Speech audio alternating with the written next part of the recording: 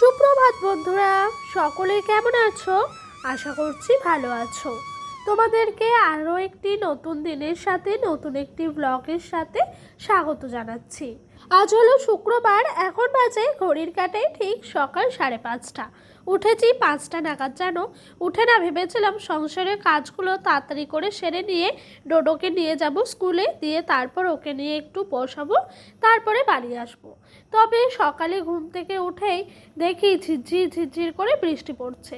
তবে আমি রিস্ক না নিয়ে ঘরেই চলে গেছিলাম, ভাবলাম যে বৃষ্টিটা কমুক, তারপরে কিন্তু এসে আমি কাজকর্মগুলো সারবো। ও মা, বৃষ্টি ছাড়ার তো কোনো নামই নাই। এই যে মনে হচ্ছে বর্ষা একেবারে ঢুকেই পড়লো আমার ঘরের দৌড় দিয়ে। তো যাই হোক, ওই দিক দিয়ে বৃষ্টি হচ্ছে, আর কি করব। বৃষ্টি নিয়েই কিন্তু আমি ওই দেখো দুয়ার ঘরে জল দিয়ে দিলাম, উঠানটাও ঝটপট করে ঝাঁপ দিয়ে দিয়েছি। এখন বাজে ঘড়ির কাঁটায় ঠিক 7:30। এত বৃষ্টি হচ্ছে, এত বৃষ্টি হচ্ছে, কোনো কাজকর্ম করতে পারছি না। দুয়ার পাড়ে বাসন রাখা আছে, এখানে এদিকে জামা কাপড়গুলো রাখা আছে, কাচতে হবে, ওদিকে হাঁড়ি কড়াইয়ের সার্ফ ছাই দিতে হবে। কি যে করবো কিছুই বুঝতে পারছি না। কিভাবে বৃষ্টি পড়ছে দেখো, আর বৃষ্টিতে ভিজে ভিজে কাজও করছি না। আগে একদিন জ্বর হয়েছিল সেই জন্য। যাই হোক, এই দেখো কেমন জোরে বৃষ্টি পড়ছে। তবে জানো তো, এত বৃষ্টি পড়ায় বাইরের কাজকর্ম তো কিছুই করতে পারছি না। তাই ছাতা মাথায় দিয়ে ঘরে জলের বালতি নিয়ে এসে ঘরটা মুছে নিলাম। আর ওই দিক দিয়ে ডোডোর বাবা মাথায় ছাতা ধরলো, বৃষ্টি একটু কমার পর দিয়ে বাসনগুলো মেজে নিয়েছি। তারপরে এই দেখো আমাদের বাড়ির পাশেই এই যে সাদা ফুলের গাছটি আছে, তোমাদের একদিন আমি দেখিয়েছিলাম ব্লগে। তো ওই গাছটি থেকে কিছুটা সাদা ফুল তুলে নিচ্ছি। ওই হাতে এক মুঠে যে কটা ফুল ধরে সে কটা ফুলই কিন্তু তুলে নিচ্ছি। বৃষ্টি হওয়াতে গাছের মধ্যে জল রয়েছে, একটু অসুবিধা হচ্ছে, তবে তুলে নিচ্ছি। এখন বাজে ঘড়ির কাঁটায় 8টা। ওদিক দিয়ে বাসনগুলো যেহেতু আমি মেজে নিয়েছি, তাই ডোডোর ঠাম্মা বসিয়ে দিয়েছে চা। এদিকে কিন্তু মোটামুটি করে কাজকর্ম সেরেই চলে যাব একটু চা খেতে। আর জানো তো, আমাদের বাড়ির গাছে আজকে 2টো ফুল ফুটেছে, আর বাইরে থেকে কটা নেবো, এতে করে কিন্তু আমাদের ঘরের পুজো দেওয়াটা হয়ে যাবে।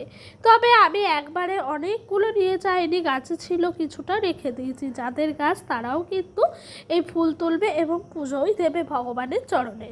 যাই হোক, এই দেখো এই কটাই ফুল পেয়েছি, তোমাদেরকে দেখিয়ে দিচ্ছি।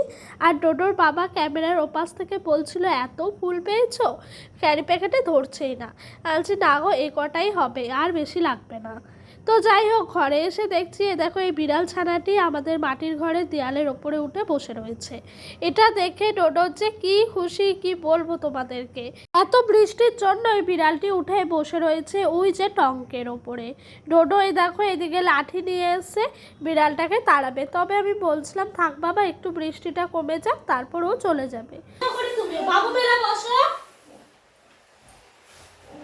টিম টিম টিম করো করো,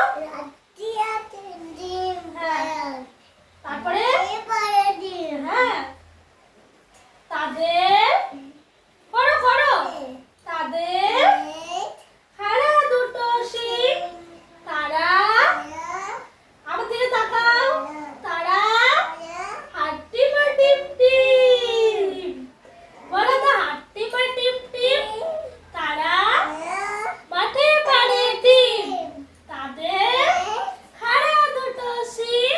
তো জানো তো কি করব, বাচ্চা মানুষ পড়তে চায় না, তাই সবসময় এরকম একটু ভঙ্গি করে নেচে গেয়ে ওকে পড়ানোর চেষ্টা করি।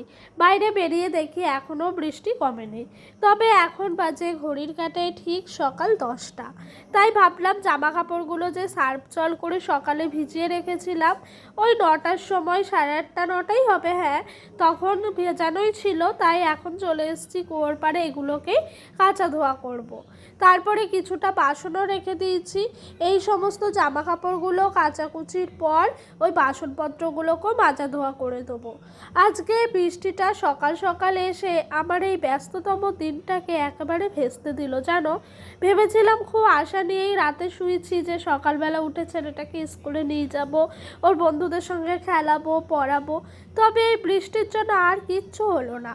আবার এটাও ভেবে রেখেছিলাম যে স্কুলে টিফিন কৌটো দিয়ে আসতে হয়, জানো তো, আগে থেকে খিচুড়ির জন্য, খিচুড়ি ডিম এইসবের জন্য। ও অনেক দিন ধরে এই সমস্ত খাবারগুলো পাচ্ছিল না, কারণ কি বলো তো, ও না স্কুলেই যাচ্ছিল না। আর এখন নাকি রুলস হয়েছে 3 বছরের ওপরে যেই বাচ্চা স্কুলে যাবে না সেই বাচ্চার কোনো রকমভাবে কোনো খাবার পাবে না। তো আর কি করব, যেহেতু যেতে চাইতো না বলে আর খাবারও নিয়ে আসতাম না। তো এই যে কালকে নিয়ে গেছিলাম, অনেকটা লেটেই গেছিলাম, তাই আমি নিজের থেকে কিন্তু কেটলি দিয়ে আসিনি। আমি দেখছি যে না, এখন রান্না হয়ে যাবে, দিয়েও কোনো লাভ নাই, বকাই খাবো ওদের কাছে। তো সেই জন্য আর দিইনি, আজকে ভেবেছিলাম দেবো। তো যাই হোক, হলোও না দেওয়া। আর ওই দেখো, এদিকে কাচাকুচির পর বাসনপত্রগুলো মাজা ধোয়া করে নিয়েছি।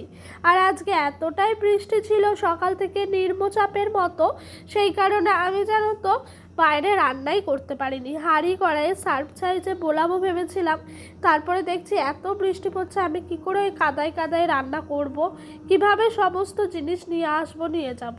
তাই ভাবলাম না, আগো পিছু ভেবে ঘরেই রান্নাটা করে নিই। তো কণিকা আজকে দিয়ে গেছিলো একটু লাল শাক, ওই লাল শাকটা একটু ভাজা করে নিলাম। আর এদিক দিয়ে পটল আলুর তরকারি করছি আর কি। ডোডোর বাবা ওই দেখো কিছুটা গাছ থেকে আমড়া পেড়ে দিয়েছে, ওই আমড়াটা দিয়ে টকের ডাল করব। আজকে সবজিপাতি সেরকম কিছু ছিল না, বাড়ন্তই ছিল, তবে ঘরে দেখছিলাম 3টে মতো পটল পড়েছিল, তাই ভাবলাম একটু আলুটা বেশি করে দিয়ে গামাখা করে পটল আলুর রসা করি, তার সাথে ডালটা করি, এটাই করব। তো আজকে জানো তো রান্না করেছি পুরো কারেন্ট ছাড়া, মোবাইলের ফ্ল্যাশটাকে জেলে স্ট্যান্ডের ওপরে দিয়ে আমি কিন্তু রান্নাবান্নাগুলো করেছি। তো এরপরে কারেন্ট চলে এসছে, মানে রান্নাবান্না হয়ে গেছে, সমস্ত বাসনপত্র মেজে ঘরে রাখছি, আর দেখছি কারেন্ট এলো। যাই হোক, এর মধ্যে আমি কিন্তু স্নান সেরে নিয়েছি, ঘুম পাড়িয়ে রেখে এখন এসছি আমাদের 3জনের ভাত বাড়তে। 3জন বলতে আমি, ডোডোর বাবা আর আমার শাশুড়ি মা। তো ওই যে আজকে জানো তো ভাত রান্না হয়েছে গ্যাসে যেহেতু, তাই আমি আর হাঁড়িটা বের করিনি, একেবারে হাঁড়িটাই রেখে দিয়েছি। হাঁড়ির ওপরেই কিন্তু ভাতগুলো রাখা ছিল, মানে হাঁড়ির মধ্যে আর কি। যাই হোক, তো সসপ্যানে আর আজকে রাখিনি। আর সকালকার কিছুটা ভাত ছিল, সেই ভাতগুলো 3জনের থালায় আগে ভালো করে ধুয়ে দিয়ে দিয়েছি। 3জন মিলেই সকালকার ভাত খেয়ে নেবো। আর ওইদিকে দুধও দিয়ে গেছে দাদা, দুধটাও চাল দেওয়া হয়েছে।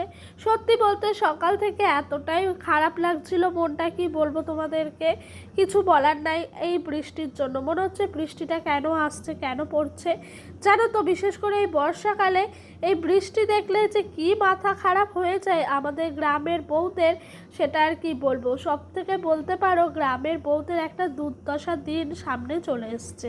বিশেষ করে আমার জানো তো, খোলা আকাশের নিচে বাসন কোসন মাজতে হয়, সমস্ত কাজকর্ম করতে হয়, গায়ের জোর দেখিয়ে যখনই করি তার কিছুদিন পরই কিন্তু শরীর খারাপে ভুগতে হয়।